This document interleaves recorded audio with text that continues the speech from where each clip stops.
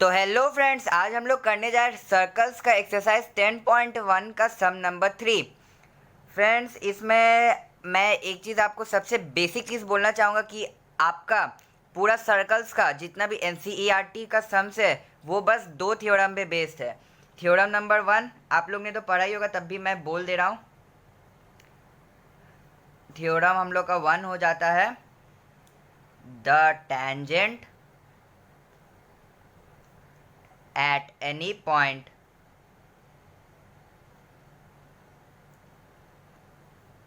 of a circle is perpendicular to radius या to the radius through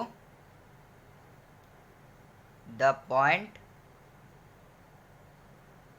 of contact। इसका मतलब क्या होता है फ्रेंड्स, मैं बता दे रहा हूँ। सपोज ये हम लोग का एक सर्कल है, ध्यान से समझिएगा, ये सबसे बेसिक चीज़ है, ठीक।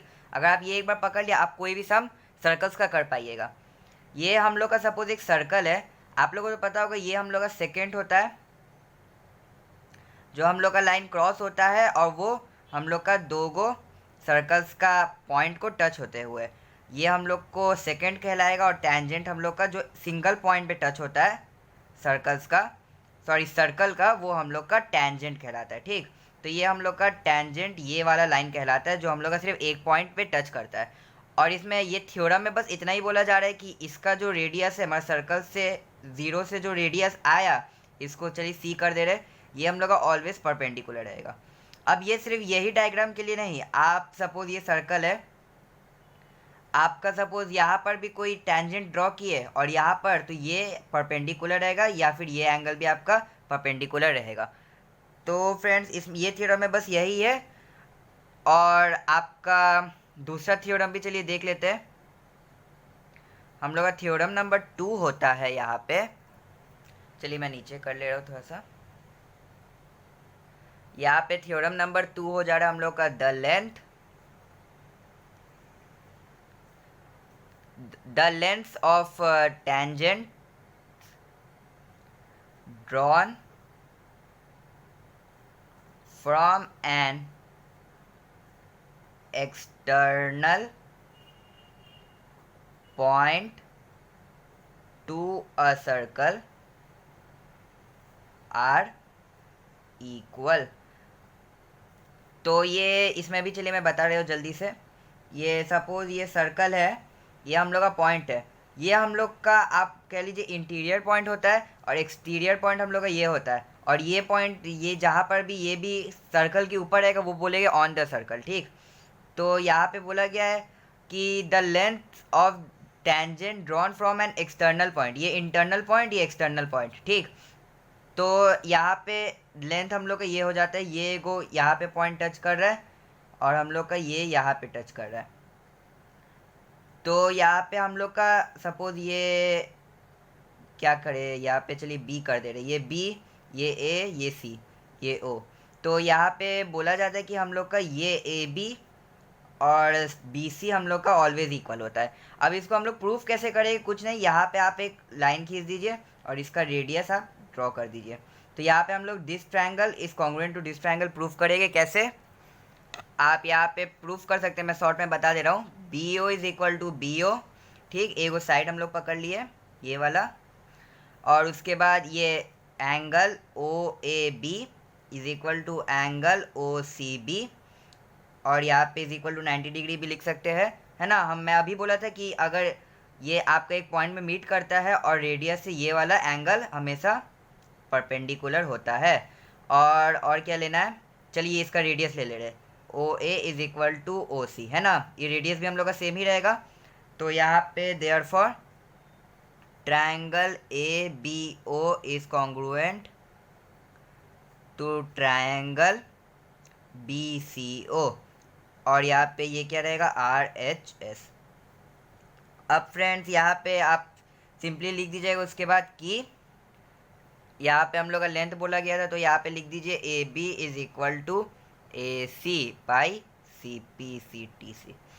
तो यहाँ पे हम लोग का ये प्रूफ हो जाता है कि हम लोग का length of the tangents are equal. अगर आपको ऐसे पूछा जाए कि the length of the tangent drawn from an external point to a circle are equal required to proof, तो हम लोग ये प्रूफ आराम से कर सकते हैं।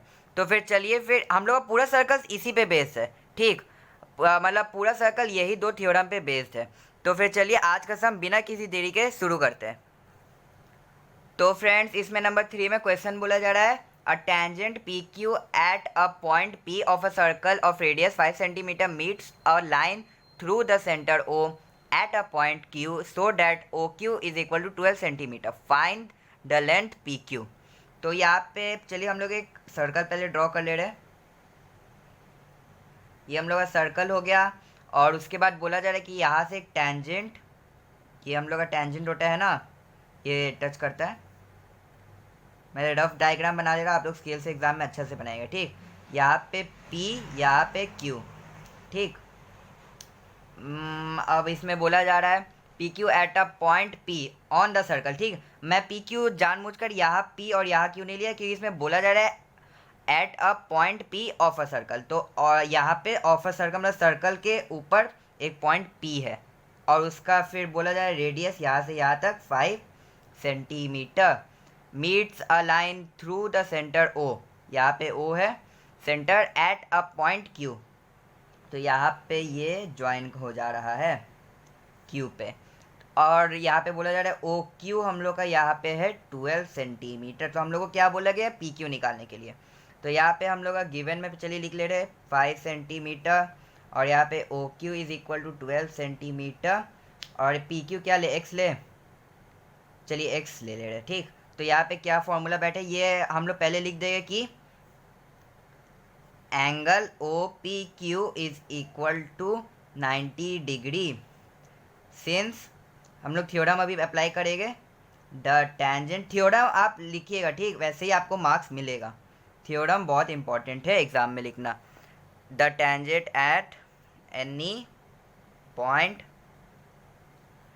Of a circle is perpendicular to the radius